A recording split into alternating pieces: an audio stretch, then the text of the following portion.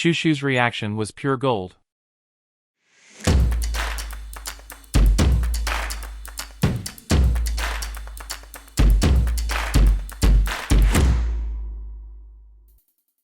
Hey everyone, your boy is here with Chain Soldier Episode 5 review, so let's research some cultured stuff.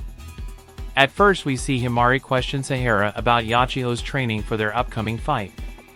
Sahara responds negatively, stating that Yachiho appeared happier than usual. The scene then revisits the initial moments of the fight, where Himari and Yuuki deliver a powerful blow, only for Yachiho to undo it with her abilities. Despite this, Himari and Yuuki stick to their strategy, prompting Yachiho to use a modified gun for Mado. Himari, anticipating Yachiho's time-freezing attempt, has Yuuki attack. However, Yachiho remains conscious enough to rewind time and activates her golden hour power. Despite this, Himari adapts and guides Yuuki out of Yachiho's range before time freezes. Observing that they made Yachiho waste her ability, Himari runs circles around her. Yuuki recognizes Himari's determination to win and her dream of becoming a hero like their commander, Kyuka. Kyuka, Nei, and Shushu cheer from the sidelines, with Kyuka looking somewhat apprehensive. The fight was fairly watchable excluding the CGI parts, but I feel like they dragged some scenes a bit too much. Also, it was pretty clear that Yachiho wasn't using her full power. We see Himari and Yuuki adopt a strategy of rushing at Yachiho in short flurries to disrupt her balance. Tenka and Sahara from the 6th Squad are impressed by Yuuki being subjugated by someone other than Kyuka. Himari clarifies that Yachiho's power can't be activated instantly, allowing them to adjust their strategy based on her body language. Yachiho then decides to play her trump card and activate her prime time ability, freezing time for 10 seconds. Surprising Himari and Yuuki, Yachiho catches them in her attack range and fires several bullets before time unfreezes. Both Himari and Yuuki are struck and injured. Yachiho explains her new ability and its downside of a longer activation time, compensating by tricking them. She claims that Himari's downfall was not considering the genius factor, as she became more skilled over time. Yachiho points out Himari's inability to change abilities due to the need to pay each one's price before switching. Doubting her chances, Himari questions the value of her efforts. However, encouraged by Yuuki, they get back up and resume the fight. Yachiho is quite arrogant, but after giving it some thought, I think she enjoys a fair fight and that's why she let them stand up again.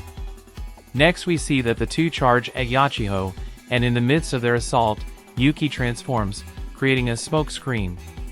Yachiho freezes time, but with Himari hidden, she manages to sneak up on and defeat Yachiho, securing her victory.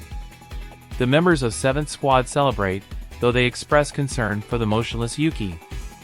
Fortunately, he is healed by the others and stands up without any visible injuries.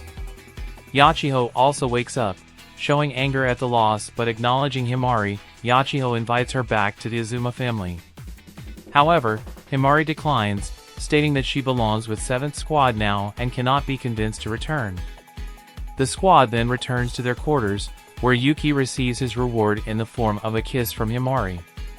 This part showed that Yachiho cares about Himari but can't express herself well, which is a very common thing among siblings, so I like the small detail because it made Yachiho more real.